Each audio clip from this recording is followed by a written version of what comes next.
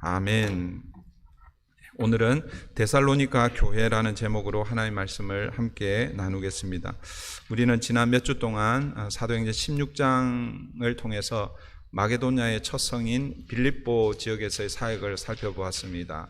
사도 바울 일행들이 그 지역에서 세 사람을 만났죠. 그 세 사람을 통해서 빌립보 교회가 시작이 되었다라고 그렇게 우리가 함께 살펴보았는데, 이제 빌립보에서의 사역을 마치고 이동한 곳이 데살로니가입니다. 1절 보십시오. 그들이 암비볼리와 아볼로니아로 다녀가 데살로니가에 이르니 거기 유대인의 회당이 있는지라. 사도 바울 일행은 빌립보에서 출발하여 암비볼리와 아볼로니아를 거쳐 데살로니가에 그렇게 이르게 됩니다. 데살로니가는 이 로마에서 소아시아로 가는 백길이 열리는 그런 큰 항구가 있는 도시입니다. 당시 교통의 중심지였고, 여러분 교통이 발달되면 상업이 함께 발달이 되는 것 여러분 아시죠? 그리고 또 행정과 학문이 발달한 지역이 이 데살로니가입니다. 여러분, 이 데살로니가에 있는 지난 몇 주 동안 우리가 살펴보았던 그 빌립보 그 윗지방을 마게도냐, 크게 마게도냐라고 이렇게 부르고, 그 다음에 이제 앞으로 이제 계속 우리가 사도행전을 살펴보면 아랫지방으로 가거든요. 오늘 본문에서 데살로니가에서 또 핍박을 받게 되어서 가게 되는 곳이 이제 다음 주는 감사 주일이니까 다음 주는 강해 설교를 계속할지 한번 살펴볼게요.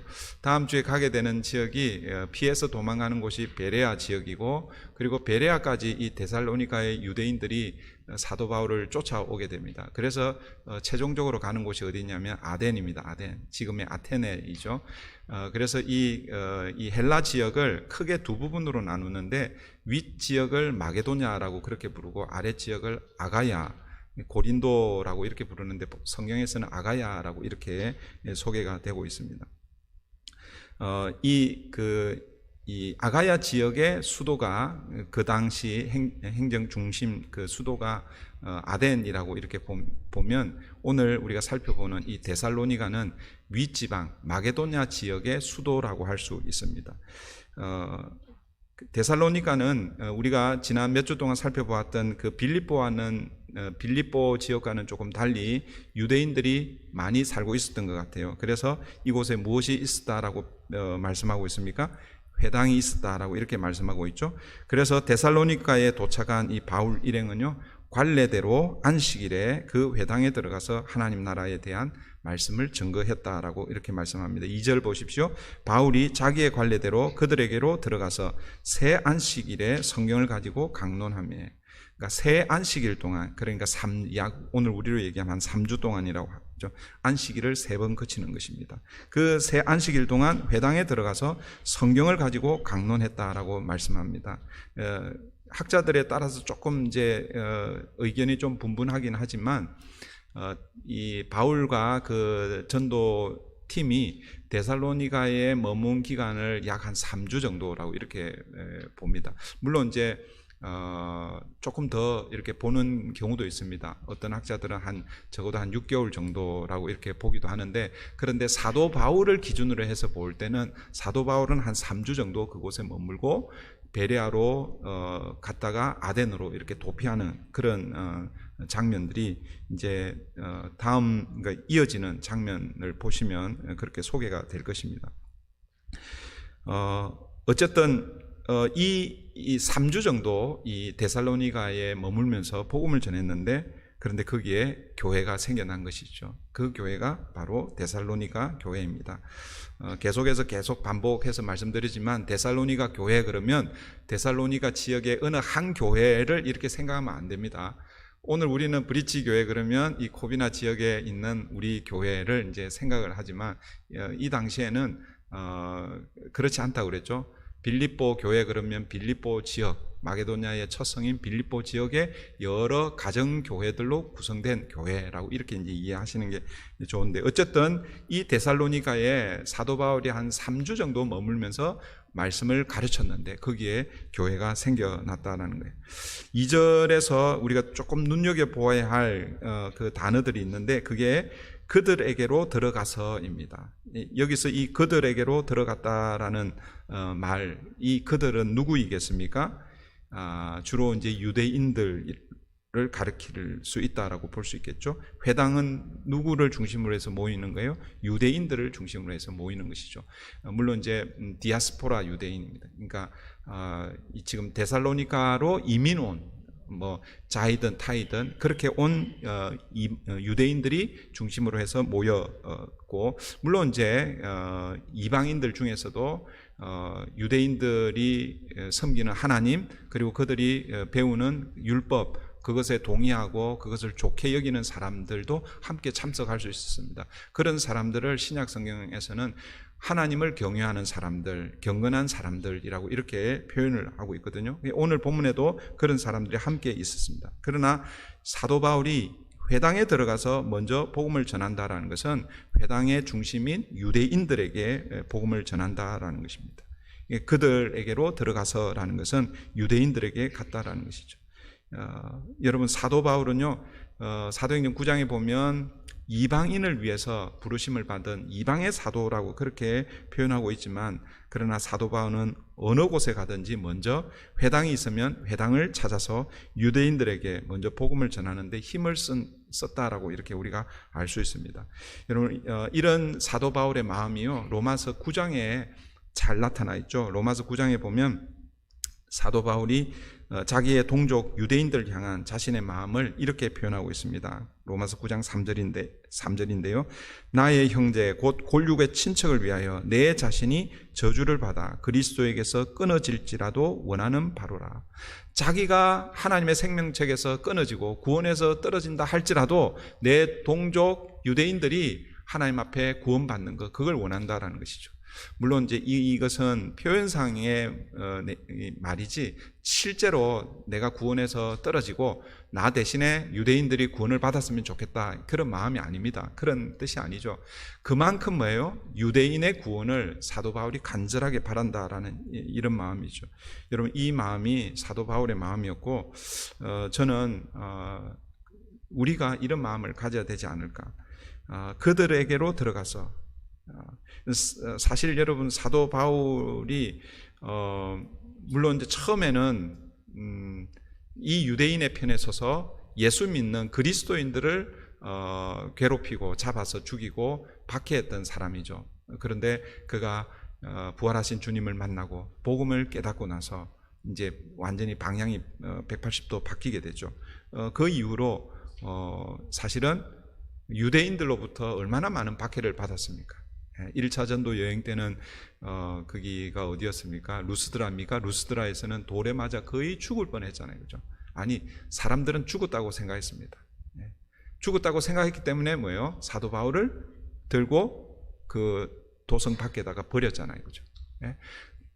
그런 어려운 이 고난, 이런 어려움을 누구로부터 받았습니까? 유대인들, 자기 동족인 유대인들로부터 받았습니다. 오늘 본문에도 그런 부분이 이제 잠깐 나타나는데, 사실은요, 할 수 있으면, 만약 제 같았으면은 길을 가다가도 유대인들을 만나면, 자기 동족을 만나면 피하고 다른 복음을 들을 만한 그런 사람들에게 아마 복음을 전하지 않았을까, 저는 그렇게 생각하는데, 그런데 사도 바울은 그렇지 않은 거예요. 사도 바울은요, 언제나 먼저 그들에게, 유대인들에게 들어가고 있다는 것입니다. 사랑하는 성도 여러분, 이 마음이 저와 여러분에게 있어야 합니다. 여러분, 교회 들어올 때, 교회에 들어온다라고 표현하니까 좀 그런데, 교회로 우리가 함께 모일 때에 여러분들이 좋아하는 사람들만 모이면 얼마나 좋겠어요, 그죠? 나를 환영하는 사람들만 이렇게 모이면 참 좋겠는데, 그런데 우리는요, 이 연약하잖아요. 다 죄가 있잖아요. 우리 성격이 다 못났잖아요, 그죠? 이렇게 보면 나를 반겨주는 사람들이 있지만, 또 만나면 괜히 좀 피하고 싶고 이런 사람들이 있을 수 있습니다. 그런데 지난번에도 말씀드렸지만 교회는 여러분 그런 공동체가 아니라고 그랬어요. 그렇죠? 그러면 여러분들이 만약 교회를 그런 교회로 기대하면요, 그냥 일반 사회 로터리 클럽이나 뭐 여러분 동호회로 모이는 게 좋습니다. 여러분 취미가 같거나 아니면 여러분들이 좋아하는 것들, 그런 사람들 모여서, 그리고 혹시 그런 사람들 중에 예수 믿는 사람들 있으면 그런 사람들끼리 이렇게 하면 좋겠죠. 그렇죠? 근데 교회는 그런 곳이 아니다. 교회는요, 유대인들도 있어야 되고 이방인들도 있어야 되고 여자도 있어야 되고 남자도 있어야 되고 부유한 자들도 있어야 되고 가난한 자들도 있어야 되고 많이 배운 사람들도 있어야 되고 또 그렇지 않은 사람들도 있어야 하는 것이 교회입니다.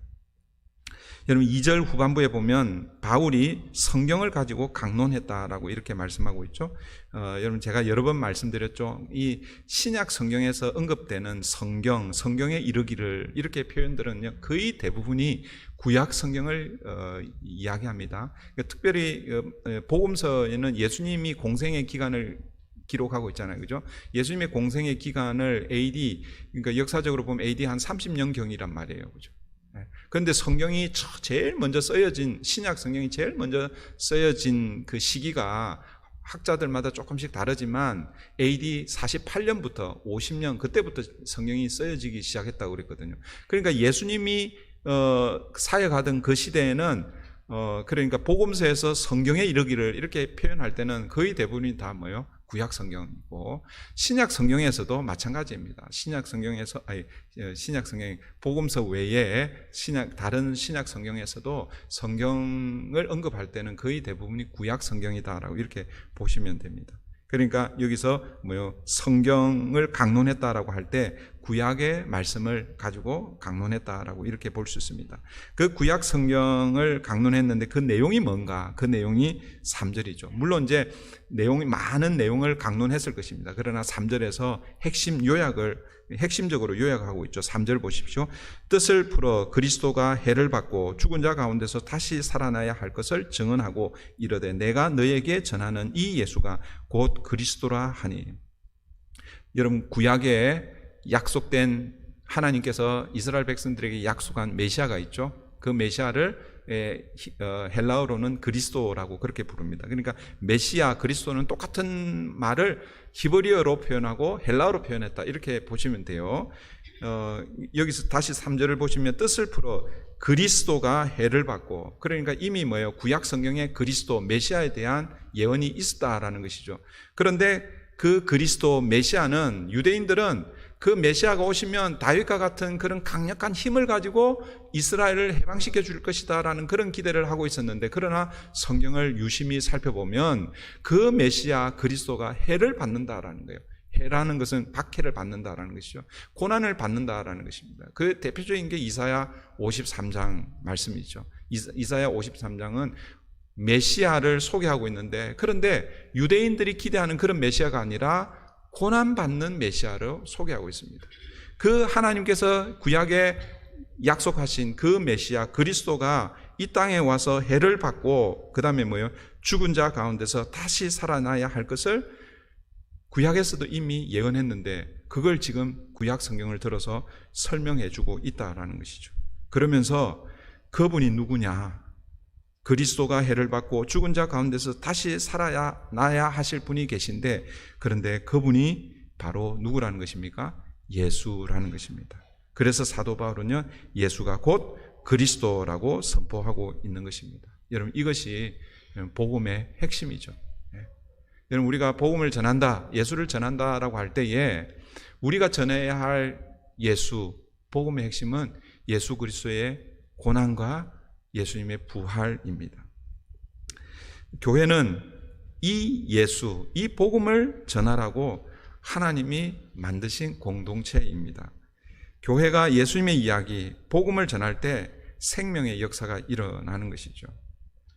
그런데 어떤 예수를 전해야 된다고요? 십자가에 달리신 예수입니다. 우리 인간의 죄의 문제를 해결하기 위해서 십자가에 달리신 그 예수를 전해야 하는 것이죠. 그리고 그 예수가 3일 만에 부활하셨다라는 것입니다. 이것이 우리가 전해야 할 예수, 우리가 믿어야 할 예수라는 것입니다. 그런데 여러분 어떻습니까? 오늘날 교회 혹은 이제 설교하는 목회자들은 제가 여러분들에게 저는 어떤 예수를 전하고 있습니까? 예수를 믿어야 되는 건 분명하죠, 그렇죠? 근데 예수를 믿을 때 그 예수를 믿는 그 예수는 어떤 예수인가?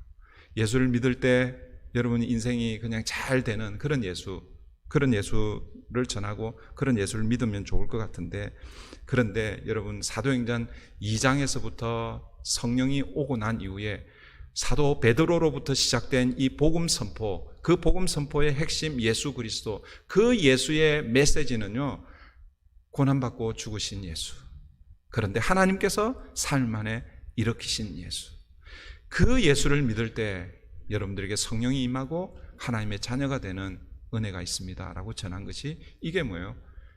베드로로부터 시작해서 2000년 지금까지 교회가 전해온 메시지입니다. 그런데 이 메시지가 오늘 어떻습니까?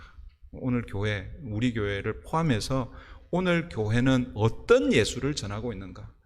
예수는 전하기는 전하는데, 예수를 믿으라고 하기는 하는데, 그런데 오늘 우리는 어떤 예수의 메시지를 받고 있는지를 여러분 돌아보아야 합니다. 혹시라도 제가 왜곡된 예수, 미화된 예수, 잘못된 예수를 전하면 여러분들이 저한테 와서 따져야 돼요. 물론 이제 여러분들이 혹시라도 그런 부분이 있으면 그냥 따지세요. 그런데 지혜롭게 따져주세요. 제가 하여튼 잘 이렇게 받을게요. 저는 우리 교회에 이런 예수, 복음의 핵심인 이 예수가 예수의 이야기로 가득하고 풍성해지기를 바랍니다. 그리고 여러분들이 그 예수를 바르게 믿고, 그리고 여러분의 삶의 자리에서 여러분 그 예수가 흘러가기를 바랍니다.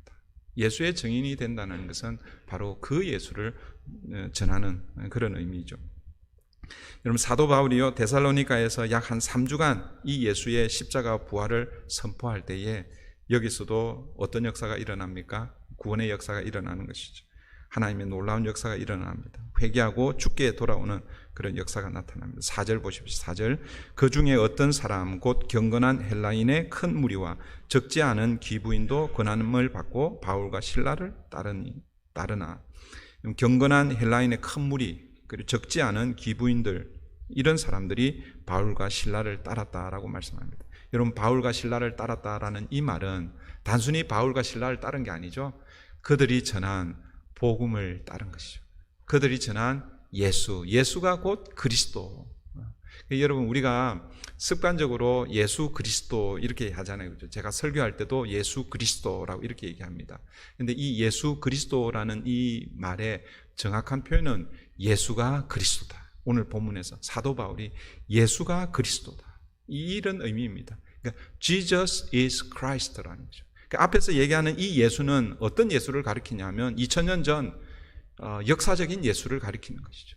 하나님의 뜻에 따라서 인간의 하나님이신 제2위 하나님이신 하나님이신 그분이 인간의 몸을 입고 이 땅에 역사적으로 이 땅에 오신 예수, 그 예수를 가리킵니다.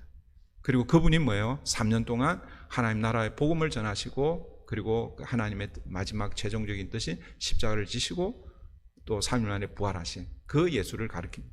그런데 그 예수가 누구라는 거예요? 그리스도라는 거예요. 메시아라는 거예요. 구원자라는 것입니다. 그래서 예수 그리스도, 이 말은 예수님이 구원자이시다, 예수님이 우리의 주인이시다라는 이런 의미입니다.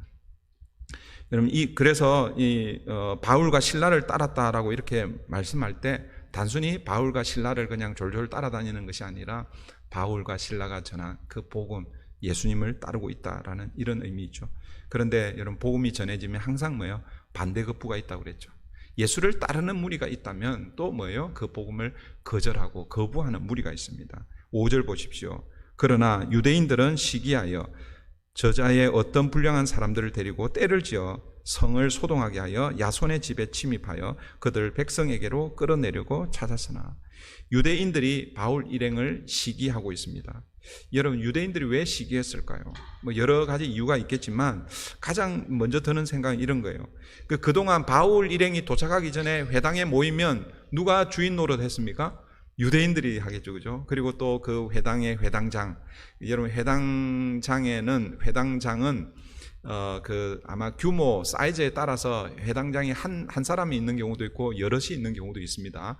근데 어쨌든 그 회당장을 중심으로 거의 대부분 다 유대인들이 아니겠어요, 그죠? 유대인들이 그 모임의 그 주인 역할을 했을 것입니다. 그리고 헬라인들, 이방인들이 오면 언제나 그들의 얘기를 따르고 그들이 가르치면 그게 진짜인 줄 알고 그냥 그렇게 했을 거예요, 그죠? 그런데 3주 전까지는 그들이 주인 노릇하고 그들의 말을 다 따르고 있는데, 그런데 바울 일행이 등장하고 나서 이 영향력이, 그 사람들의 관심이 어디로, 누구에게로 가고 있는 거예요? 바울과 바울 일행에게 가고 있는 것이죠.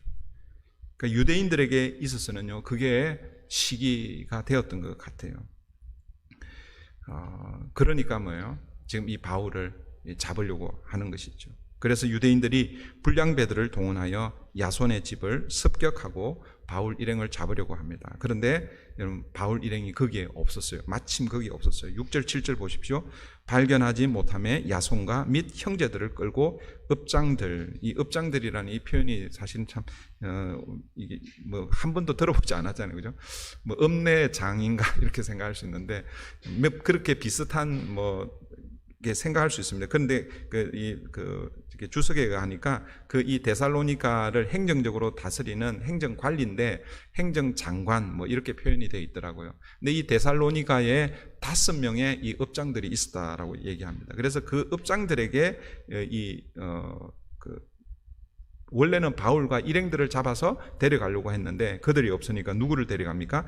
야손과 및 형제들을 끌고 읍장들 앞에 가서 소리질러 이르되 천하를 어지럽게 하던 이 사람들이 여기도 이르매 야손이 그들을 맞아 들였도다. 이 사람들이 다 가이사의 명을 거역하여 말하되 다른 임금 곧 예수라 하는 이가 있다 하더이다 하니, 바울과 그 일행들을 찾지 못하니까 그 바울과 일행들을 머물게 했던 그 집주인 야손과 그의 형제들을 붙잡아서 읍장들에게 데려가서 그들을 고발하고 있습니다. 그들이 고발한 그 고발의 내용을 크게 2가지로 이렇게 볼 수 있죠. 첫 번째는 이 바울 일행을 어떻게 표현하고 있습니까? 천하를 어지럽게 하는 사람들이라고 표현하고 있습니다. 천하를 어지럽게 하는 사람들. 여러분, 이 말은 지금 이 당시에는 부정적으로 보일 수 있지만, 그러나 우리 그리스도인의 입장에서는 이게 여러분 우리 그리스도인의 정체성이 되어야 합니다.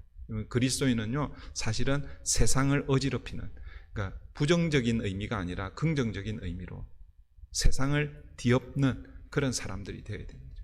그러니까 예수 믿는 사람들이 들어가면 이 세상에 죄악된 그 세상이 다시 뒤집어지는 새로운 역사가 일어나는 이런 일들이. 여러분, 우리 한국도 145년, 거의 한 150년 전에 복음이 들어오기 전에는 남존여비 사상, 양반과 상놈이 함께 존재했던 그런 때였잖아요, 그죠? 그런데 복음이 들어오니까 세상을 뒤엎는 역사가 일어나는 것이죠. 만약 우리 한국에 복음이 아직 들어오지 않았으면 여전히 그런 계급이, 물론 지금도 보이지 않는 계급이 있긴 하지만, 그러나 이 행정적으로 그런 계급은 없잖아요, 그죠? 그게 저는 복음의 역사라, 복음이 들어오니까 세상을 뒤엎는 그런 은혜가 있는 것이죠. 근데 이 사람들은 지금 부정적으로 그렇게 보고 있습니다. 바울과 그 일행들을 세상 천하를 어지럽게 하던 사람들이다라고 이렇게 표현하고 있습니다. 그런데 실제는요, 바울과 그 일행들이 천하를 어지럽게 했다기보다는 유대인들의 마음을 어지럽게 한 거죠, 그죠? 이들의 복음 선포로 인해서 그 해당에 모여들었던 이 헬라인들, 하나님을 경외하는 그 헬라인들이 그동안 몰랐던 것들을 깨닫고, 복음이 무엇인지를 깨닫고 바울과 실라에게 주목하고 그들이 믿는 예수를 따르는 거예요. 그게 그 유대인들은 천하를 어지럽게 한다라고 했지만 사실은 자기들 마음 속을 뒤집어 놓는 그런 일이죠. 우리도 그런 경우가 가끔씩 있습니다. 다른 사람들 속 뒤집어 놓는 예. 설교에 없습니다. 설교 본거에 없는 얘기. 네, 어쨌든 오히려 여러분 이 불량배들을 동원해서 실제로 이 데살로니가 그 지역을 소동하게 한 사람들은 사실은 바울과 그 일행들이 아니라 유대인들이죠. 본문 보시면 불량배들, 저자, 시장 거리에 있는 불량배들을 동원해서 그 성을 소동하게 하고 있습니다. 두 번째 이들이 고발하는 고발의 내용은 무엇이냐면 다른 임금, 예수가 임금이다라는 그런 이야기입니다. 여러분 당시 세계는 로마가 지배하던 시대였잖아요, 그죠? 로마 황제만이 임금 왕인데 어떻게 로마 식민지에 다른 임금이 있을 수 있는가? 그 얘기를 지금 하고 있는 것입니다. 이것이 고발의 내용입니다. 그런데 여러분 고발을 하고 있는데 그 그러니까 이런 일을 일으킨 당사자가 누구입니까? 바울과 그 일행들이잖아요, 그죠? 그러니까 바울과 그 일행들이 고발의 대상자들인데 그런데 그들이 없으니까 누구를 지금 잡아가고 있는 거예요? 그 집에 머물게 한 야손과 아마 이제 같이 있었던 형제들을 붙잡아가서 그들을 고발하고 있습니다. 그러니까 업장들, 여기 이제 행정관리들, 그들로서는 이들을 벌하려고 하는데 이게 명분이 별로 없는 것 같았어요. 그래서 한계가 있었던 것 같아요. 그래서 어떻게 합니까? 8절 9절 보십시오. 8절 9절 무리와 업장들이 이 말을 듣고 소동하여 야손과 그 나머지 사람들에게 보수금을 받고 놓아주니라. 천하를 어지럽힌다, 다른 임금이 있다, 이런 이야기를 듣고 사람들이 웅성웅성 혹은 소동은 했지만 그러나 야손과 그 형제들을 처벌하는 데는 한계가 있었다라는 것이죠. 그래서 보수금을 받고 풀어줍니다. 아마도 이런 다짐을 하지 않았을까요? 더 이상 너희 집에 그 바울과 그 일행들을 머물게 해서는 안 된다, 이런 아마 약속, 그런 다짐을 하고 아마 보수금을 받고 그들을 아마 풀어주었을 것입니다. 그러니까 이제 뭐예요? 더 이상 이 야손의 집에 머물 수 없고, 사실은 그 말은 이 데살로니가에 머물 수 없게 됩니다. 그래서 10절 한번 보십시오. 10절 보시면 밤에 형제들이 곧 바울과 실라를 베레아로 보내니, 그러니까 베레아로 이렇게 보내게 됩니다. 베레아로 보냈는데 여러분 거기도 보면 베레아에 가서도 13절에 보면 거기서도 어떻게 합니까? 복음을 전하죠. 근데 복음을 전하는데 그 소식이 어디에 들립니까? 데살로니가에 들리는 거예요. 그러니까 데살로니가에서 이 바울 일행을 시기했던 그 유대인들이 베레아까지 오게 됩니다. 베레아까지 와서 이 바울과 그 일행들을 잡으려고 하죠. 그런데 또 다른 한 무리가 옵니다. 그러니까 데살로니가에 있는 유대인들이 바울과 그 일행들을 잡으려고 오지만 또 뭐예요? 야손과 아마 몇몇 형제들일 거예요. 그들이 데살로니가 성도들, 교회가 베레아로 와서 지금 이 바울과 그 일행들을 다시 또 도피시킵니다. 그 도피시키는 지역이 어디냐면 그게 아덴이죠. 15절 보시면 바울을 인도하는 사람들이 그를 데리고 아덴까지 이르러. 그러니까 아마 이때 아덴에는 바울 혼자만 보내었던 것 같아요. 그래서 나중에 이제 18절에 보면 실라와 디모데가 아테네죠. 지금의 아테네에서 이제 만나게 됩니다. 그때 만나게 되는데 얼마의 시간이 흘렀는지는 몰라요. 아마 몇 개월이 흘렀을 수도 있는데 그때 디모데가요, 이 아덴에서 그러니까 그 바울을 만나면서 데살로니가 교회 소식을 전해주는 거예요. 그때 그 소식을 이 바울이 받고 너무 감동하는 거예요. 그 데살로니가 그 교회 소식을 듣고 편지를 쓴 게 뭐라고요? 데살로니가 전서입니다. 그래서 학자들은 이 데살로니가 전서를 제일 먼저 쓴, 신약 성경에서 제일 먼저 쓴 써여진 책이다라고 이렇게 이제 주장하는 학자들도 있습니다. AD 한 48년경에 쓰여졌다라고 이렇게 얘기합니다. 근데 정확한 건 아니에요. 저는 이제 갈라디아서가 제일 먼저 쓰여졌을 것이다라고 이렇게 주장하는 사람 중에 한 사람입니다. 갈라디아서는 1차 전도 여행 때 먼저 세워진 교회고, 그리고 사도행전 15장에서 보면 그 안디옥 교회의 유대인들에 의해서 할례 문제, 그다음에 율법을 지켜야 하는 이런 문제들이 사실 결국 갈라디아 교회에서도 일어났던 문제들이거든요. 그 문제들 때문에 논쟁이 막 있었잖아요, 그죠? 그래서 아마 그 전에 먼저 갈라디아 교회에 편지를 썼을 것이고, 지금 이 데살로니가는 17장이기 때문에 그 이후에 아마 쓰여졌을 것이다. 학자들마다 조금씩 다릅니다. 제일 먼저 신약에서 제일 먼저 쓰여진 성경은 마태복음이 아닙니다. 마태복음이 제일 먼저 있어서 많은 사람들이 마태복음이 제일 먼저 쓰여졌을 것이다 라고 이렇게 생각하는데, 아니에요. 마태복음은 AD 한 65년, 60 한 그 중반이고, 그보다 더 먼저 쓰여진 책이 데살로니가 전서 아니면 갈라디아서다라고 이렇게 이제 학자들은 봅니다. 그렇게 해서요, 이 데살로니가 교회가 이제 시작이 된 것이죠. 여러분, 데살로니가 전서 1장 8절을 보시면 사도 바울이 데살로니가 교회를 향해서 이렇게 표현하고 있어요. 편지를 하는데, 주의 말씀이 너희에게로부터 마게도냐와 아가야만 들릴 뿐 아니라 하나님을 향하는 너희 믿음의 소문이 각처에 퍼졌으므로 우리는 아무 말도 할 것이 없노라. 이 데살로니가 교회에 대한 그 좋은 믿음의 소문이 마게도냐와 아가야, 여러분 마게도냐와 아가야는 아까 말씀드렸죠? 이 헬라 전체 헬라 지역의 윗지역을 마게도냐라고 하고 아래 지역을 아가야라고 하는데, 그 헬라 그리스 그 전체의 소문뿐만 아니라 다른 각처에도 그 소문이 퍼져 있었다라고 이렇게 소개합니다. 데살로니가 교회가 어떤 교회로 소문이 났는지 데살로니가 전서 1장 2절 3절에 잘 나타나 있습니다. 저는 오늘 마지막으로 우리 사도행전 강의를 이렇게 하지만 이 데살로니가 1장 2절 3절에 나타나 있는 데살로니가의 교회의 특징 몇 가지만 한번 살펴보고 말씀을 마치려고 그럽니다. 데살로니가 1장 2절 3절 제가 읽어드릴게요. 우리가 너희 모두로 말미암아 항상 하나님께 감사하며 기도할 때에 너희를 기억함은 너희의 믿음의 역사와 사랑의 수고와 우리 주 예수 그리스도에 대한 소망의 인내를 우리 하나님 아버지 앞에서 끊임없이 기억하매니. 그러니까 데살로니가 교회가 그 인근 지역에 좋은 소문이 났는데, 어떤 소문인가? 크게 이제 한 세 가지 특징으로 데살로니가 교회를 이렇게 우리가 정리를 할 수 있을 거예요. 첫 번째는 데살로니가 교회는요, 믿음의 역사가 있는 교회였습니다. 믿음의 역사라는 것은 뭐 설명하기가 조금 뭐 다양하게 설명할 수 있지만, 우리가 믿음 그랬을 때 그 믿음이 역사라는 게 뭐예요? 일하다 이게 나타나는 거예요. 그러니까 믿음은 그냥 내가 믿음이 있다라고 그걸로 끝나는 것이 아니라 믿음이 일을 한다. 혹은 믿음이 뭐랄까요? 증명이 된다라고 이렇게 이제 아마 표현할 수 있을 것입니다.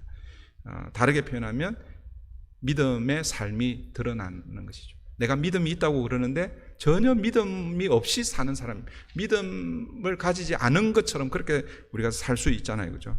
그런데 이 데살로니가 교회 성도들은 그렇지 않다는 거예요. 믿음의 역사가 그들에게서 나타났다라는 거예요. 믿음이 그들의 삶을 통해서 드러나고 있다는 거죠. 증명되고 있다라는 것입니다. 이것이 믿음의 역사입니다. 여러분들의 삶을 통해서 다른 사람들이, 예수를 믿거나 믿지 않는 사람들이 저 사람은 믿음의 사람이구나라고 이런 평가할 수 있어야 되는 거예요. 우리의 말과 우리의 행동을 통해서. 이게 믿음의 역사가 있는 교회입니다. 두 번째, 이 데살로니가 교회는요, 사랑의 수고가 있는 교회였습니다. 여러분, 데살로니가 전서 4장 9절을 이렇게 설명하고 있는데요. 잘 들어보세요. 형제 사랑에 관하여는 너희에게 쓸 것이 없음은, 지금 데살로니가 교회에 편지를 쓰면서 형제의 사랑에 관하여는 너희에게 쓸 것이 없다라고 이렇게 말씀하고 있습니다. 그 이유는 뭐냐면 너희들 자신이 하나님의 가르치심을 받아 서로 사랑함이라. 그러니까 데살로니가 교회는요, 형제 사랑하는 거에 대해서 사랑을 더 이상 너희 교회는 사랑을 더 이상 내가 강조할 필요가 없다. 왜냐하면 너희들이 하나님의 가르침을 받아 서로 사랑하고 있기 때문에 그렇다라는 거죠. 그들에게는요, 사랑의 수고가 있었습니다. 여러분, 사랑의 수고가 무엇입니까? 여러분, 사랑은요, 저절로 되는 게 아니잖아요, 그죠? 말로 되는 것도 아닙니다, 그죠? 사랑한다? 그걸로 되는 게 아니에요. 사랑은 이게 드러나야 되는 거죠. 믿음도 이 믿음이 드러나야 되는 것처럼 사랑도 드러나요. 그러니까 사랑이 드러나려고 하면 사랑에 뭐가 있어야 된다는 거예요? 수고가 있어야 된다라는 것이죠. 여러분, 이건 명사처럼 보이지만, 그러나 사랑은 명사가 아니라 뭐예요? 사랑은 동사입니다. 동사.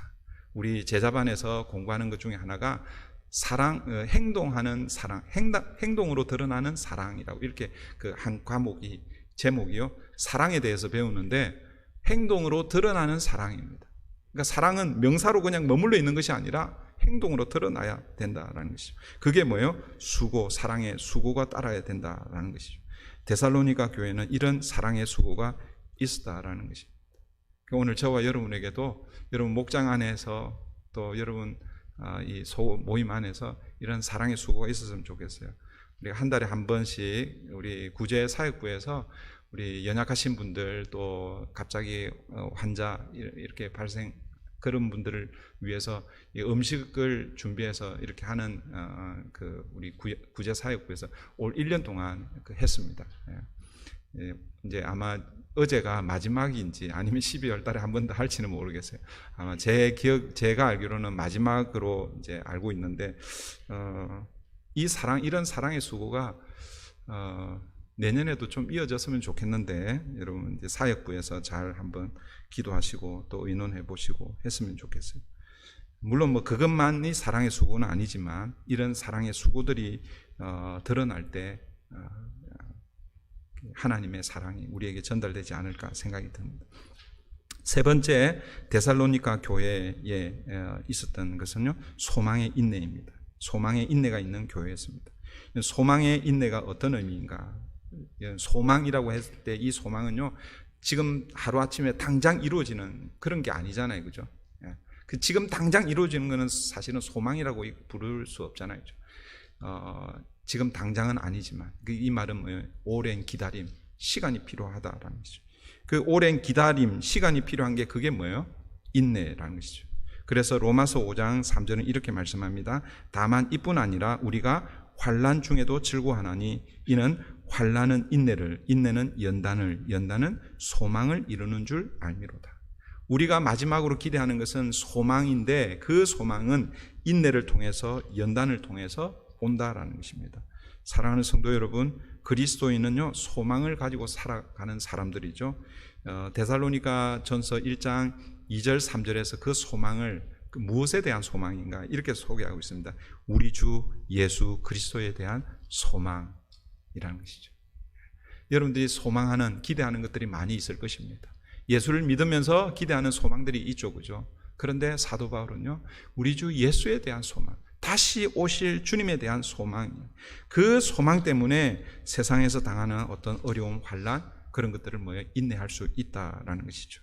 우리가 인내할 때 연단, 그것이 연단이 된다는 거죠. 네. 그러니까 이 연단을요, 영어 성경은 그 캐릭터라고 이렇게 번역을 하고 있습니다. 성품이라고 이렇게 하고 있죠. 인내를 통해서 그게 연단이 되어 하나님의 자녀로 하나님의 성품을 닮아가는 것이죠. 그리스도의 장성한 분량에 이르기까지 그렇게 나아간다라는 것이죠. 그리고 그것이 결국 소망을 이루게 될 것이다 라고 말씀하고 있습니다. 이제 말씀을 맺습니다. 오늘 본문은 사도 바울과 그 일행들이 데살로니가에서의 사역을 소개하고 있습니다. 짧은, 어쩌면은 가장 그 전도 1차, 2차, 3차 전도 여행 중에서 가장 그 어떤 한 지역에서 가장 짧게 사역을 한 지역이 데살로니가 교회입니다. 그런데 여러분, 짧게 사역을 했는데도 불구하고 그 데살로니가로부터 들려오는 그 소문을 가지고 사도 바울이 너무너무 기뻐하는 거예요. 그리고 그 교회를 향해서 데살로니가 교회는 믿음의 역사가 있는 교회, 사랑의 수고가 있는 교회, 소망의 인내가 있는 교회다라고 그렇게 말씀하고 있습니다.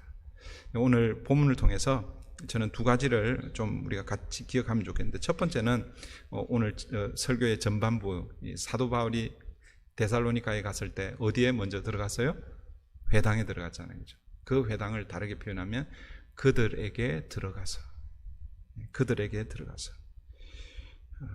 이 그들에게 들어가서라는 이 마음이 우리에게 있어야 합니다. 이 그들은 누구라고요? 유대인들이죠. 자기를 핍박하고 자기의 생명을 위협하는 그들입니다. 그런데 사도 바울은 여전히 그들에게 복음을 전하려고 하고 있습니다. 오늘 우리가 가야 할 그들은 누구입니까? 여러분 개인적으로 가야 할 그들은 누구입니까? 하나님은요, 우리를 힘들게 하고 어렵게 하는 그들에게 들어가서 복음을 전하기를 원하십니다. 사랑의 수고를 하기를 원하신다라는 것을 기억하시면 좋겠습니다. 두 번째 기억할 것은 이 데살로니가 교회가 가지고 있었던 좋은 소문입니다. 여러분, 교회가 좋은 소문 나면 참 좋겠죠, 그죠? 근데 지난번에도 제가 말씀드렸지만 우리 브릿지 교회는 어떤 소문, 좋은 소문이 나 있는가?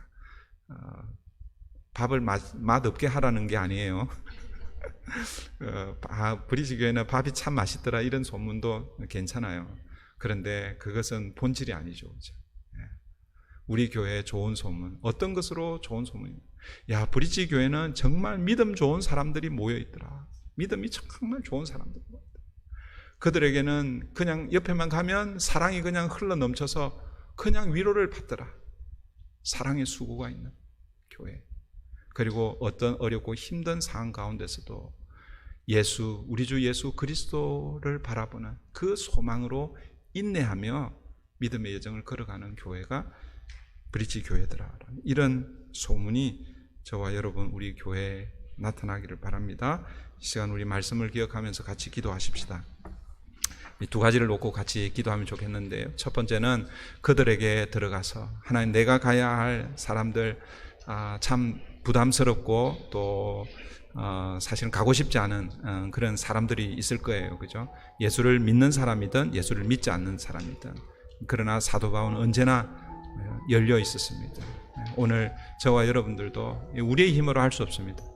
성령의 능력으로 가능한데, 하나님 우리에게 우리가 가야 할 그들이 누구인지 보여주시고 그들에게 들어갈 수 있도록 용기를 주시고 힘을 주시고 주님의 은혜로 감당할 수 있도록 함께 해주십시오. 우리 같이 기도해 주시고, 또 우리 브릿지 교회도 이 지역에서 아름다운 소문으로 정말 믿음의 역사, 사랑의 수고, 또 소망의 인내를 가진 교회로서, 그래서 마지막 때에 하나님 앞에 귀하게 쓰임받는 교회 되게 해달라고 이 시간 우리 함께 말씀을 기억하면서 기도하십시다. 좋으신 하나님 감사합니다. 오늘도 한 주